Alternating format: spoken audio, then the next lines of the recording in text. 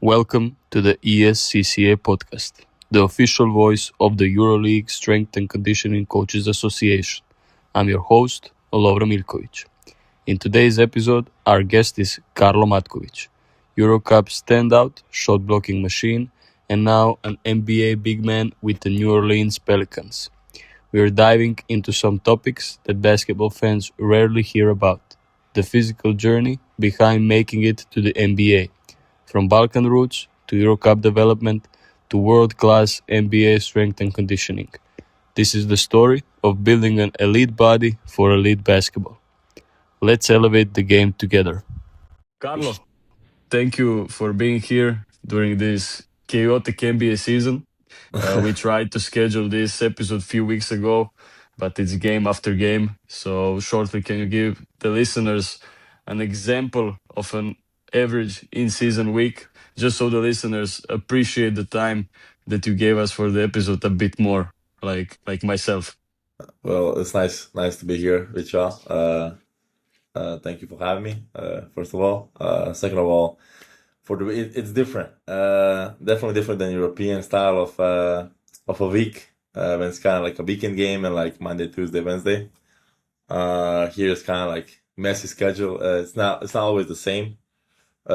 Next 2 weeks we have 10 games, so it's gonna be rough. Last week we had like three, so it's depends where you are, what games you play home or away. Like last 3 days we had we had Chicago on the road, came back home. Next day we played Portland, practice next day, fly out to Miami, play the game next day, and that was yesterday. Today came back home. Last night came back home. Today we have practice, and then tomorrow we play against Lakers, and then we travel back to back against. Not sure. I don't want to follow too many games in front because like every game matters for us, for me at least. So like it's tough to keep on the schedule. Who's next up? I'm just looking the first guy next after the team, and that's it. So I'm Yeah, keep it like one yeah, game at a I time. understand. You said here just shortly, and then we'll move on because you don't have a lot of time. You said that for you every game matters. It's always a debate here in Europe with the EuroLeague when you compare it to NBA in the EuroLeague.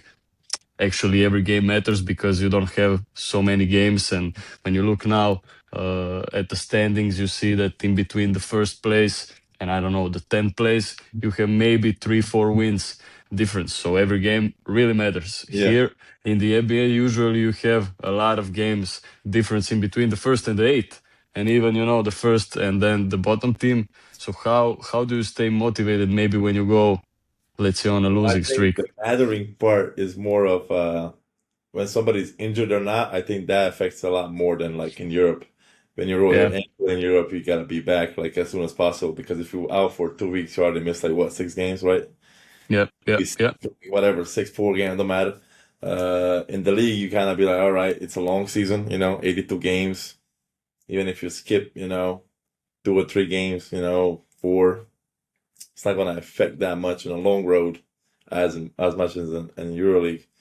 For me as a young player, I think availability is like most precious thing now, like most valuable thing. So like as a young guy, being in the league second year, I think the more games I can play and be available, I think the better it is for me for the next year's upcoming. So it is tough to catch up, like you said. Like it's kind of like sometimes it can be a 2 3 games between like 5 or 6 spots.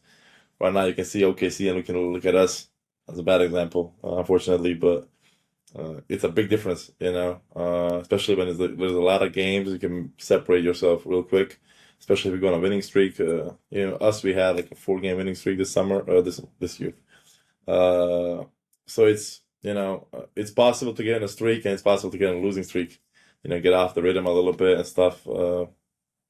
So that's kind of the difference. But I think the most difference between like being available or not available in EuroLeague and NBA, I think that's the biggest difference between like game mattering as Yeah, much, for myself at least. yeah, makes sense.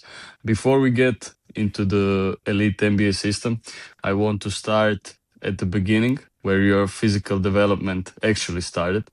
So, when did the structured performance training first became a serious part of your development? I think coming in the Cedevita, I was like 15. We already Mm-hmm. had like kind of introduced to the weight room. When I was back home, not as much, like you knew for the weight room, but like it wasn't like anything serious. You didn't know like what to do actually. Like when you were a little kid, at least for me, from my town, it's like biceps, triceps, chest, shoulders. That's it. Nobody even does squats and stuff like that.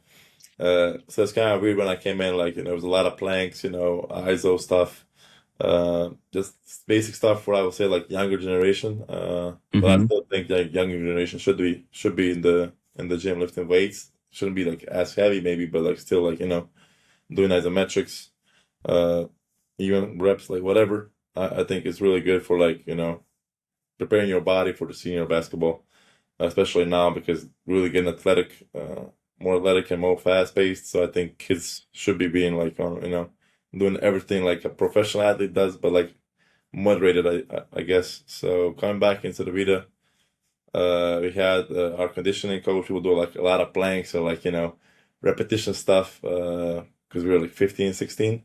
Mm-hmm. And that was kind of like the thing. After that, I would say I kind of joined a little bit of a senior team, junior team, and I had Matip Saric as a conditioning coach, and I kind of started lifting weights more, being in the squats, deadlifts, being introduced to like, all that stuff, and being properly learned how to do those exercises. So like, if I want to do something and make my own plan during the summer, I can do stuff like that.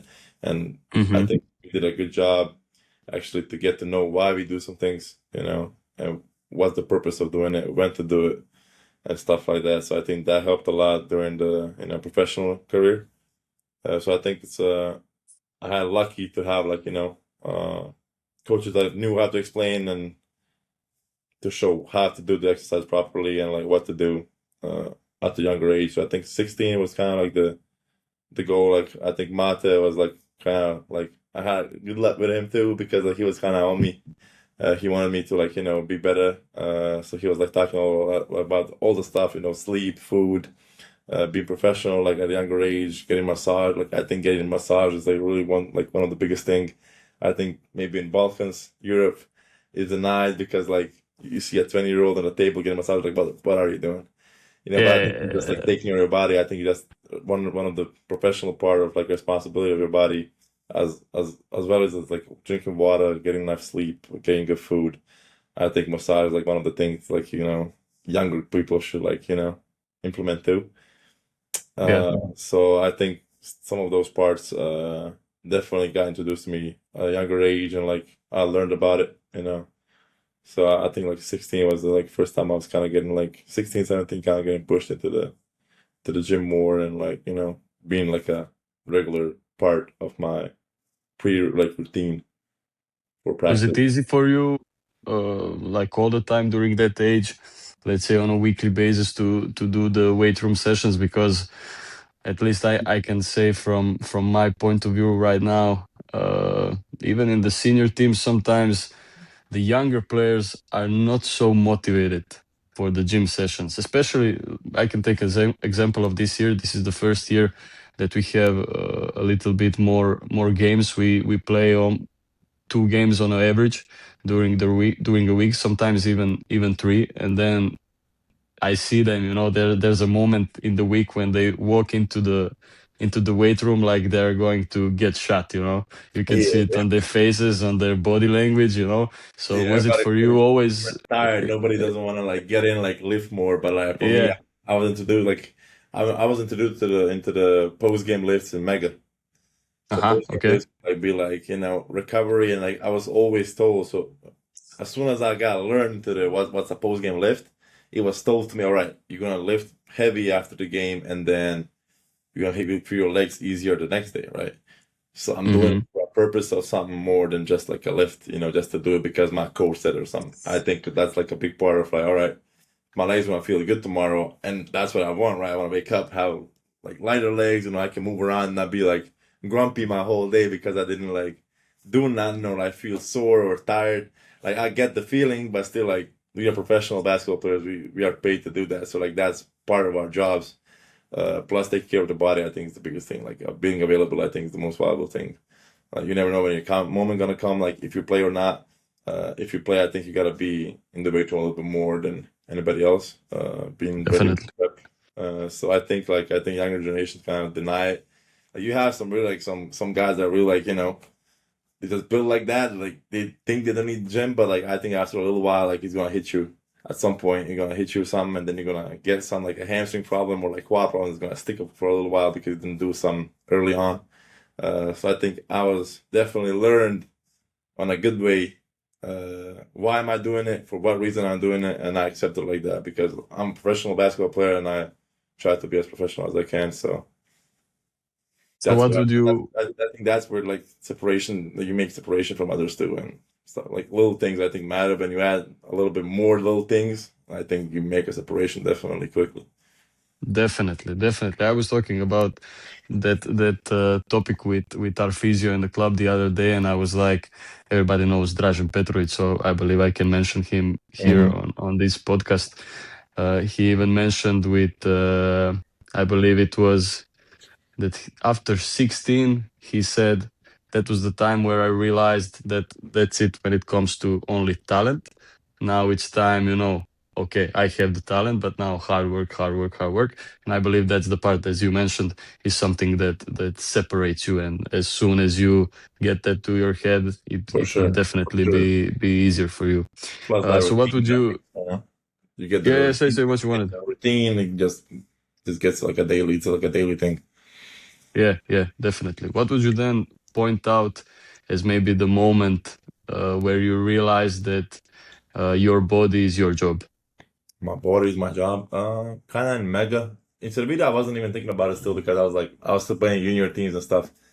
So I was like, whatever. But like, I was still thinking about it. Like, you gotta get good sleep, you gotta get good food because we had like organized lunch and dinners in Zagreb. So like, Mm-hmm.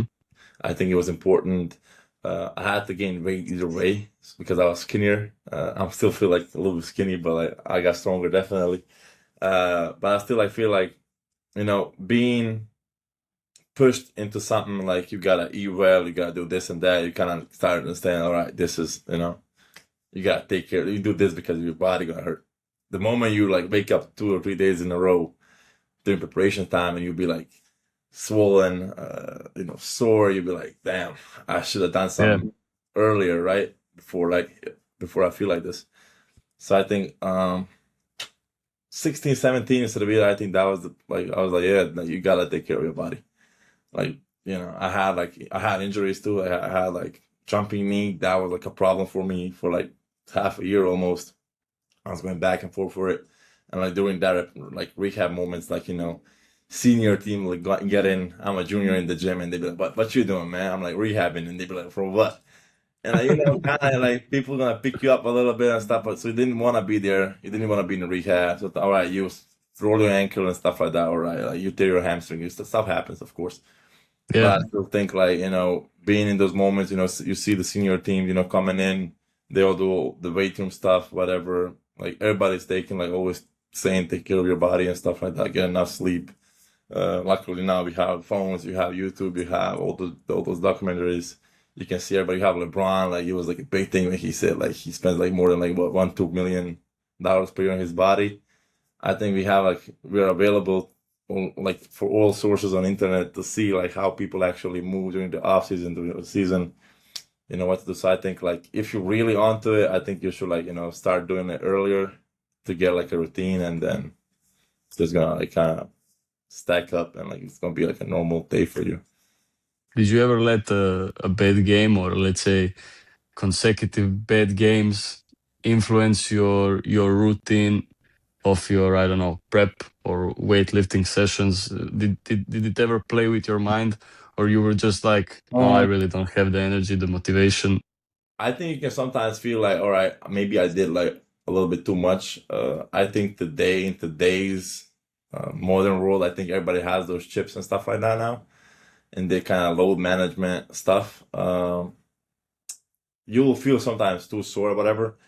But I had coach again. I think I was really lucky with conditioning coaches. I really had like coaches that would push me even when I didn't feel well. I feel the most tired.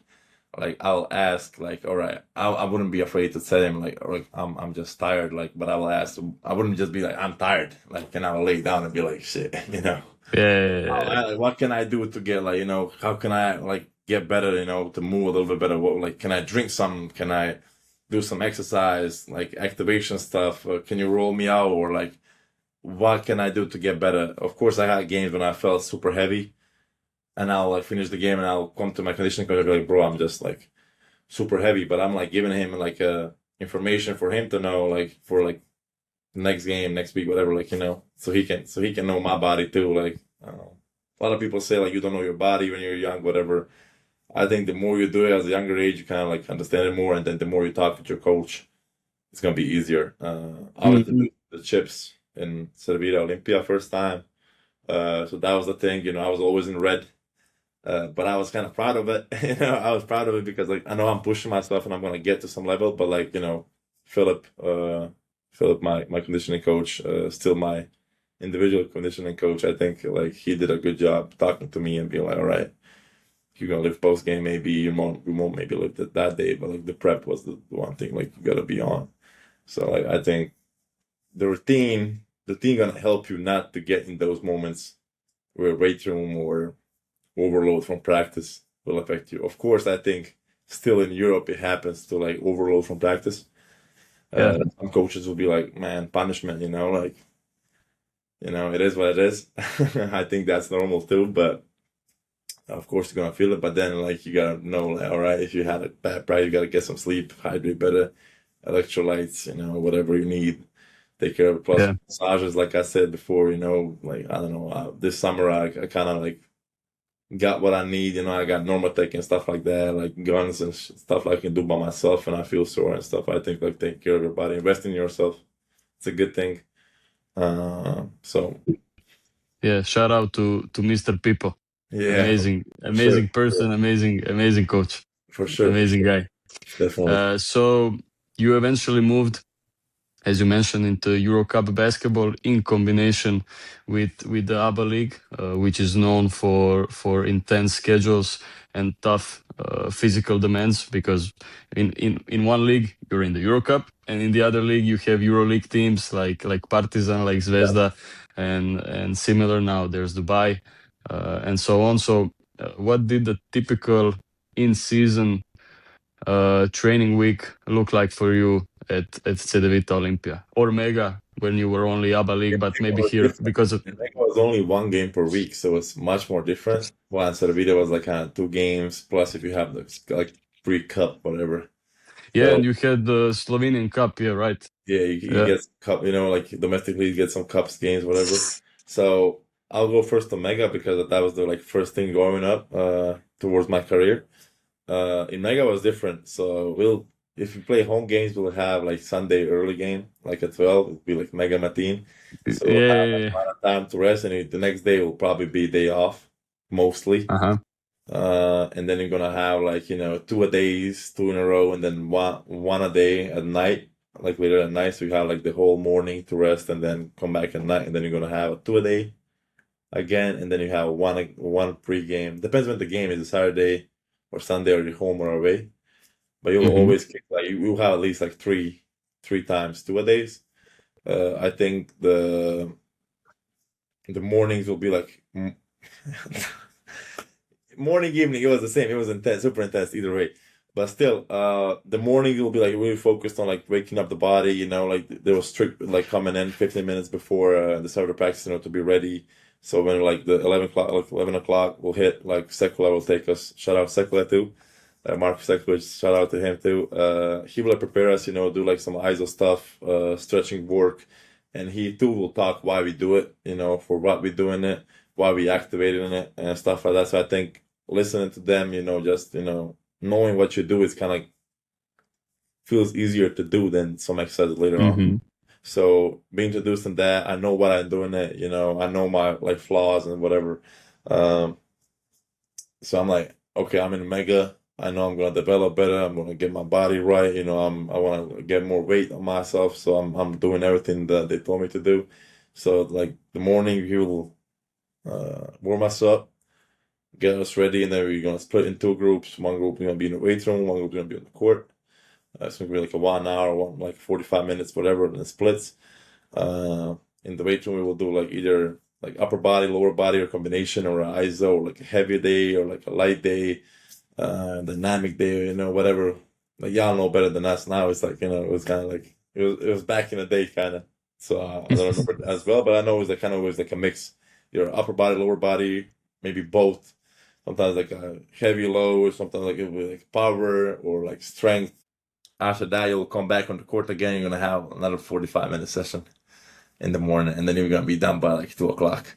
Was that And I aggressive go, on only like oh, spot it ups was and you get tired as hell, and but that helped the most. I think you sharpen yourself like really good.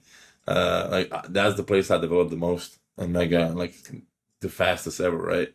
In 3 years, I think I really made a jump, and then I continued to work. I continued to listen to like Ulades pre-practice, speeches and stuff like that. I think that like I try to soak up everything that they said. I think being a young player, sometimes you don't understand everything. I think you gotta listen to what the coaches say sometimes, and think about it sometimes pre-practice, after practice, what they be saying. hmm What about it? What's the message actually they want to send? So that like in Mega, I think they will really push you to work, and they will get you to work. Olada always said, Jovanovic, like here we're gonna push you, but as soon as you come somewhere else, nobody gonna push you to do something. You gotta do it by yourself. I actually thought that wasn't true, but the more I got into the professional career, I think the more it was like, yeah, like you gotta really push yourself as the coach to come in to do some, Yeah. and that was cool. But it's cool, but like you gotta do something by your initiative. So the Mega was kind of really like a aggressive approach, but like you know what you're doing, sharpen your iron, whatever, getting better, getting stronger. One game a week, so you don't have to stress about not next step work, getting better at hmm the basketball, get your body right, and then prepare for some other like it wasn't easy, but like it got easier now because that was super tough. You made your body like prepare for moments like that after. So I think that was easier for me. Like it was easier for me to like work in Cervita than when I was in Mega for sure. When I came to Cervita, like I always get like Jakob Laric will be like, bro, you gotta chill down a little bit. But I'm like, man, we have like one a day. Like for me, it's like normal. Like this is easy, this is good. I'll always be like in red and stuff. I wouldn't mind because like I just want to get better every day. So it was interesting, to see the switch. The thing is that was more different in Cervita was that prep work. Philip was really on it for everybody. Like everybody will have their own prep work. It will be like mobility, strength, things you need. The muscles that hurt, or like the I don't know. You have stiff hips. You want to like loosen them up as much as possible. So like everybody will have some else, and the prep will change. Like first month will be like this prep, other month this prep, whatever. As soon as he sees like you're doing stuff better, you're gonna flip other things. He gonna maybe leave some stuff in still, but like less hmm reps, uh, less sets, whatever. So I think that was really good, and that's still what I like implement the most, especially in the NBA. But I think the prep really matters, the routine. The difference, Mega had two practices a day, one game, and then Cervita had like 2 games, 3 games sometimes, and less practice. You still practice, but it's like one a day, so it's like really different when you get used to 2 a days to one a days.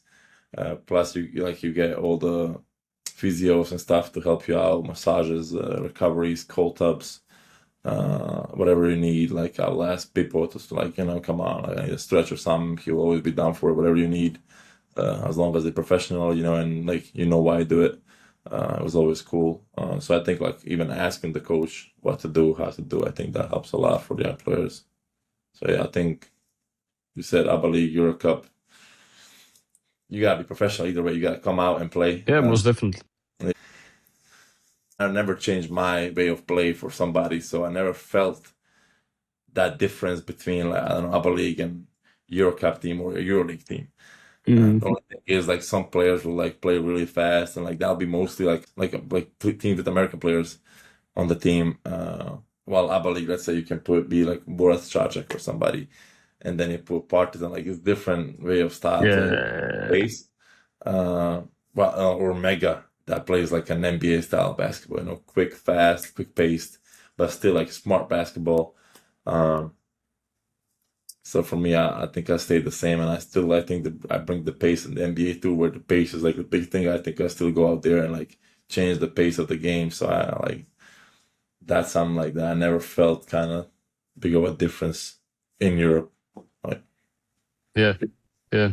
So from your answer, I would say that Mega teach you like generally the how to deal with the workload with one game and a lot of practices. Cedevita teach you on the other hand how to maybe prepare better and similar. So since let's say Cedevita was your last club before the NBA, what would you say that performance stuff in Cedevita taught you that perfectly prepared you for the NBA? um, well, it Like was generally, you can maybe just talk if the it's only routine, preparation. the routine and after game stuff, stretching and stuff. Like I think that was like in Mega too, but it was like more games at Vida, so it was kind of like more travel, more plane traveling and stuff like that. So it was like a lot of I don't know. You gotta come from go and travel. You travel somewhere like you fly for 3 hours, whatever. You be in that airport. If you come back, you got like you come back to the hotel. Like try to get a walk, try to get a dynamic Hmm. walk, like a stretching, uh, activate your body because you're sitting a lot. So I think doing that like in the NBA I think helps a lot. When you travel a lot, you will be in the plane a lot, you sit a lot. So when you come back into the hotel, you try to do some. We actually have even yoga here, stuff like that. So I think being like warmed up, like not warmed up, like stretched dynamically, active body activated, so it knows like it's gonna be time to go soon. Um, I think stuff like that. Post game lifts, I think, is super important. I always do post game lifts, never pre game, because I feel heavy on the game if I do pre game. That's Hmm. something that I discovered about myself. Some players like it pre game. Like I have a friend that plays in Illinois right now. He says he always feels so super light and strong when he does it pre game, but I'll feel like super heavy and like stuffed if I do it pre game. But I feel good the next day if I lift it after the game. So Yeah, yeah, like you just you gotta find a way for your body how it feels. Instead of either that's something I discovered, post game lifts, routine, prep helps super a lot because like I had days when I didn't want to do it right, and you don't do it, and then you feel it. You're gonna feel it, and then I learned by that. So I think during that prep routine, the lifts, the way you lift, I think coaches now they know because all the tests and stuff they do. I think I stick to the plan always and like just be constant, like into continuity. You gotta have the continuity. Stay in some shape and like you know, just have that routine. I think the routine is like one of the important things, and yeah, players be saying that too. Like CJ McCollum was last year, one of the vets. He said that. He said that too. So I think Sedevita was kind of like on that routine with Philip, especially. Like you gotta do routine, you gotta do your prep, know your body. yeah, yeah. Consistency with the routine can really be the key part generally in performance. So you get drafted, you go back to Cedevita. At one point during the season in Cedevita, you decide to join the Pelican system, and suddenly you're in the most advanced performance environment in the world. So, what would you say were the biggest physical adaptations the Pelicans asked you to make as soon as you arrived? Was there something that they were like, here, we need more? Not really. I think I did a really good part of that being prepared for the moment. Uh, of course, you gotta get your body stronger. They ask to get like more weight and stuff like that, but being at same speed and stuff. But I think that's normal. I think a lot of European players being asked for that. That would be the one of the thing. I think weight. Everything else is just like, getting adjusted to the speed, to the pace, being like always on Hmm. a fast pace. Every game's gonna be fast paced. So being adjusted to that, having your legs underneath you, and then you gotta kind of learn and find by yourself what your routine gotta be. Uh, Pre-game, practice, after game. You can't just be like they have a game and not do nothing the next day. I think you gotta do something next day. So I think that was one of the toughest things, just to gain a little bit of weight and like contain it for a longer period, plus to get used to the game speed. So I think that's one of the things basically that kind of mattered the most. But everything else, like this year, I had like tests and stuff, and they were really, really positive about it, and they were really like happy the way I did it. So I think I think I'm moving in the right direction, uh, body wise, and the way they want me to be like during the season, preseason, and stuff like that for sure. Yeah. If I'm not wrong, as soon as you arrived, you joined first the G League. Yeah, Is yeah. that So correct? Yeah. I joined the G League. They wanted me, so like our season in Sevilla didn't go as well in Euro Cup. In ABA League, we got the playoff, get to the playoffs, and then I left because I got an offer. Agent called me. He's like, "You want to go to the G League? Prepare yourself for the next year because you're gonna sign a contract in the summer and stuff." So I was like, "Yeah, like of course, who wouldn't like want to go do that? Like get that opportunity." So I went there, continue what I did in Sevilla. Basically, in G League, kind of more different than NBA. It's not the same. The resources are not the same. Depends on which city are you in and how the team actually takes care of the G League program. Some cities, some teams have in the same city they have their own G League, Hmm. uh, while some cities have like on the whole other like side of the states, like Miami's team is like somewhere up like towards like Minnesota and somewhere like so it's like Oof. really far. Like for us, it's like 4 hour drive, so it's not even that bad. Like 1 hour flight. Maybe it's in Alabama, Birmingham. So. I kind of like stayed on my own path. We had a good conditioning coach take care of us. I think we had like a good plan directed by Coach Bo. So I think again, just real quick, I think didn't like kind of affect too much. G League, of course, much less games, but like last year, I think it was kind of like, all right, you gotta understand, figure out what you're missing, what you need more, and then kind of write down for yourself like what actually what you're gonna need for the next season or like next step you're gonna take in the career. How was in the G League with the weight room sessions, travels? When you compare it even with Europe, was it a level up or did you stay I on the, think it let's was say, kind of same similar. level? I think I had a really good like elite level of work even in Serbia. Maybe the researches weren't the same, but I think the amount of work and load you put in your body was the same. Hmm. You might don't have like those stuff. I don't know the stuff for isos, which like little stuff like can really like prevent injuries and stuff like that. Like I don't know, like ankle mob, not ankle mob. There's like a plate you stand on, like balance it and like fix your like I don't know ankle stability and stuff like that. I don't know machines that kind of tells you numbers and stuff like that while you do it. When you aim for some goal, I think that's the kind of different. But I think like for us, coaches really like learn a lot, so like they kind of know in front how they like how much you gotta lift or how much you gotta like put the load in your body to like get to that point of that number they kind of do it here. Yeah, And the G yeah. League is kind of similar to Europe, I think, weight room wise, but again, like it's not the same for everybody. Uh, with the G League, we practice in a little small, like high school gym, so it wasn't like as much as research, but you still have like you have a cage, you have lifts, weights. So it's like normal. I say normal gym, you can basically do everything you need. So I don't know. I still believe in old school weight room lifting. The only thing is different now, like you have numbers and stuff. So it's easier to track. Testing is different, a little bit different than in Europe, but still the same. You're gonna test your power, mobility, flexibility, and then when you get injured, you're gonna retest it again, see how much you fell down, how much you gotta like ramp up back, and stuff like that. So I don't think it's like a big of a difference in like lifts and planning as much as like the amount of resources and the numbers you can kind of get and see where you're at. I would say it could be more precise here than in Europe. I think that's the biggest difference. What was the let's say most surprising piece of technology when it comes to monitoring and similar when you came in the NBA? Maybe Mm, something that you haven't seen before. the jumping plates, we do those often. Jumping plates. I don't know.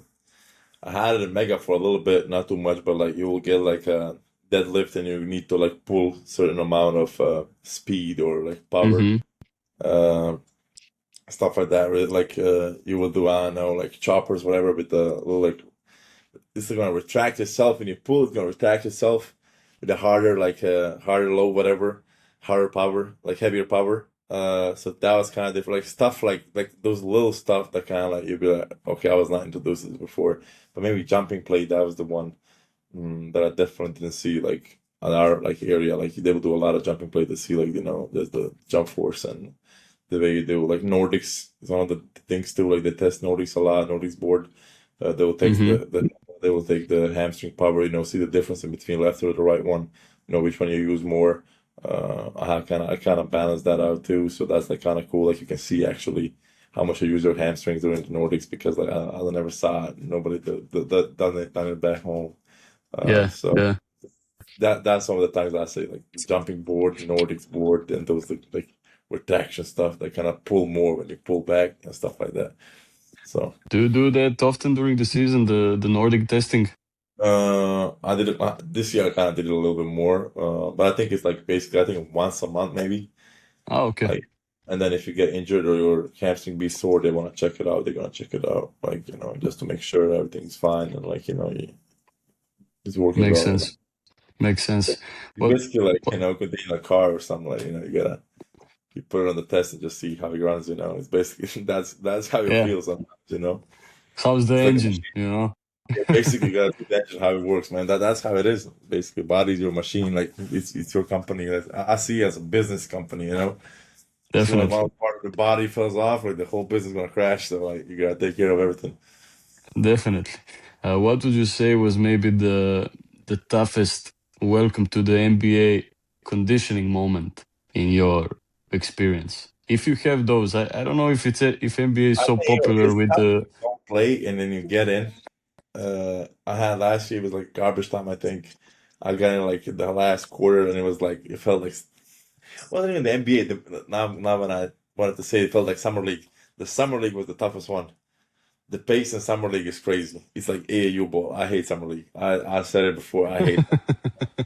I hate that because it's not basketball. It's like basically a guard game, and like bigs are just gonna run up and down. And like I like to like run out and like be the first in position and stuff. But after you do that a few times, you don't get the ball and stuff, and then you see they're just racking up shots. You be like, damn, you know. I think the biggest one was summer league for sure. Those 3 years of summer league, I think that was the biggest like welcome to the NBA moment type thing. Like you gotta expect this. But as soon as the league starts and like after you finish training camp, like you'll be like, yeah, this is kind of lighter than actually was before. Yeah, yeah. So although from everything that you said already, you seem pretty disciplined from a young age. As well, you seem like somebody who likes to get into the red zone. But how did the NBA change your approach to recovery sleep? Okay, I believe you had that part sorted even earlier, but to workload, how do you approach the workload because of the schedule, the traveling that you have in the NBA? I think it's not as tough as I think people actually think of it as it is because we have so many resources. Like when you go on road trips, you'll get in the plane, you'll get like Normatec or something. You'll get like those little fly things. I think I even actually had them in the yeah fireflies. And you see, I have a little bag and stuff in me always. So firefly, you get like melatonin. You have like melatonin. And like I keep my stuff. But like you got all the treatments you can get, massages, table time is important for them. So table time is one thing. Like you get in the morning, you go and practice. So you get in the morning, get breakfast, you get on the table. They will like do releases on your body. I just know it's releases. Like they will press point like some points of your like body, but they're gonna do whole legs, back. They're gonna do the Terragun over. And there'll be like two people working on it basically, and then everybody has their own time to come like pre-practice. So plus you get your prep. So like we even do hydration tests every day almost. You get that too. So they're gonna follow your hydration. You get electrolytes. So it's really like they wanna test you to see, how you feel and how you do. Like, so you gotta basically take care of yourself. I think in the NBA it's kind of easier because everybody's at a high level, so you gotta be too. The sleep part is the one that kind of like tricks you sometimes. The sleep part, I think you kind of sometimes you gotta go like a nap, 45-minute nap is like a perfect nap, right? Like, but Yeah, here I think sometimes you gotta take a little bit more, and I think body appreciates it more. Sometimes it'll come from the road trip. It's gonna be like I don't know, two in the morning, and then you're gonna have like a game at 7. It's because it's back to back. We yeah, had we that's had true. those. We had a game on the road, and you come back late at night, and then you have that same day you have a game. So you won't have a shoot around in the morning. You just meet at the meeting pre-game and ready to go. You just go.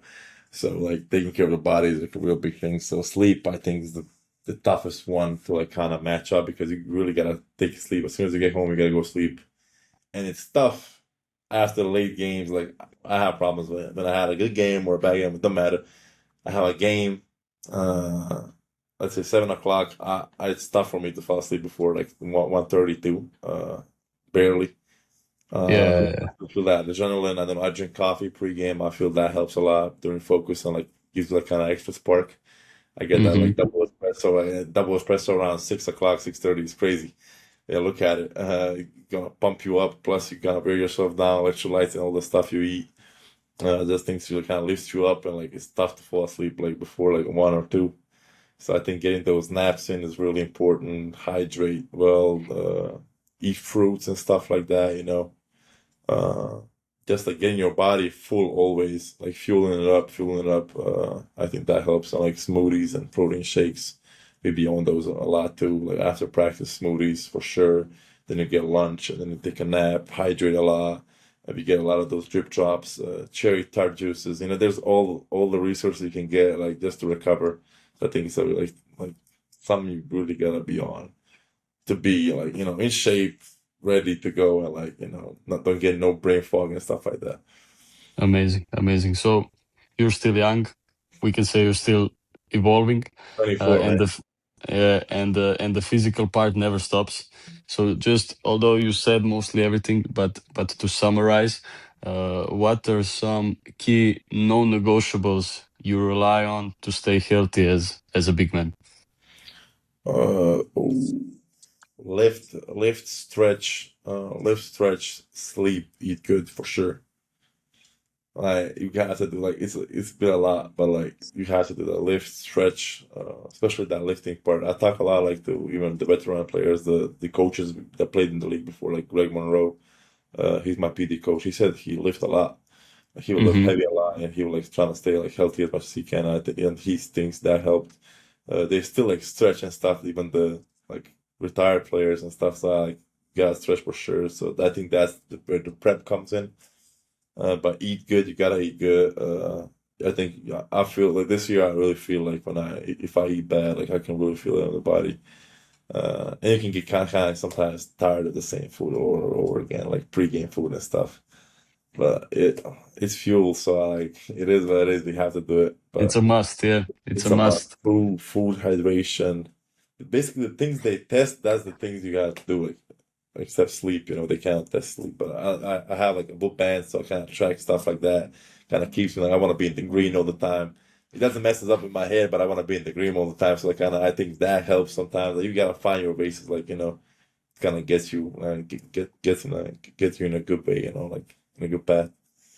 So And to finish off before closing of this long episode for you, since you have a chaotic schedule, what would be one lesson generally about training you'd give to a young European, let's say bigs, since you're a big man dreaming of playing in the NBA?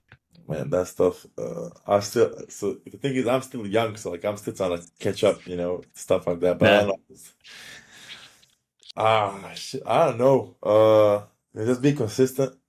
Be consistent what you do. Believe in what you do. Ask questions always. I think ask questions like self-confidence definitely. Uh, don't be afraid to reach out for help. Never.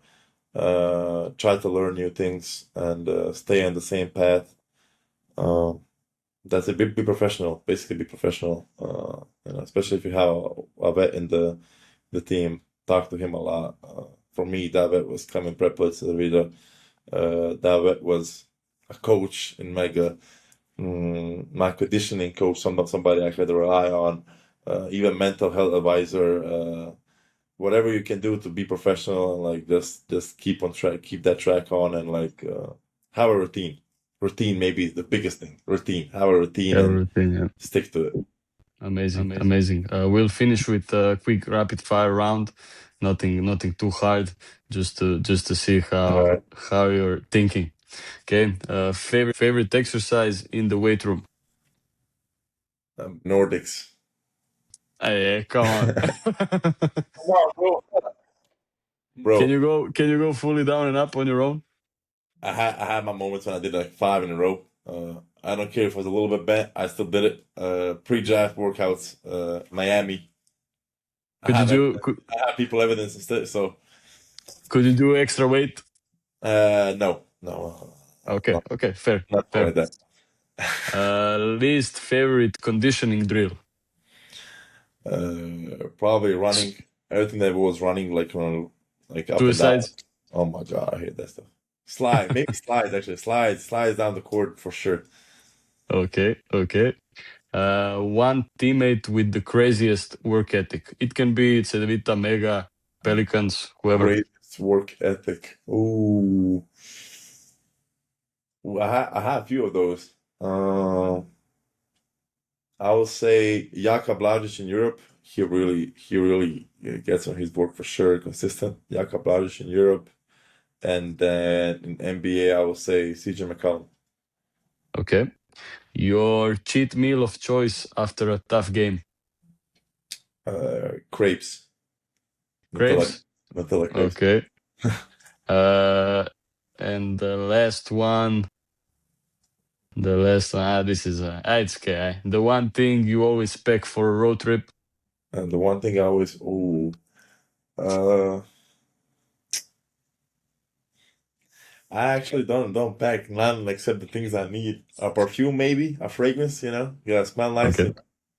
For sure. Toothpaste. Huh? That's a you have to put that. That's what I'm saying. You pack the things you need, but like the things that are basically like I really like get and choose what I want to get. It's perfume for sure. I have Amazing. a couple, so I kind of gotta choose. I might get this one. That's all good, man. Amazing. Karlo, thanks for sharing a real behind the scenes look into what it takes physically and mentally to compete at the highest level. Thank you so much. Thank you for having me too. Appreciate it so much. You've been listening to the ESCCA podcast, the voice of the EuroLeague Strength and Conditioning Coaches Association. I'm your host, Lovro Milković. Thank you very much for tuning in. Make sure to subscribe on your favorite podcast platform, follow us on YouTube, and visit our website at escca.net. Discover exclusive benefits with our membership program, stay ahead with our newsletter, and get the latest updates on Can't Miss live and online events. Until next time, stay strong and keep elevating the game.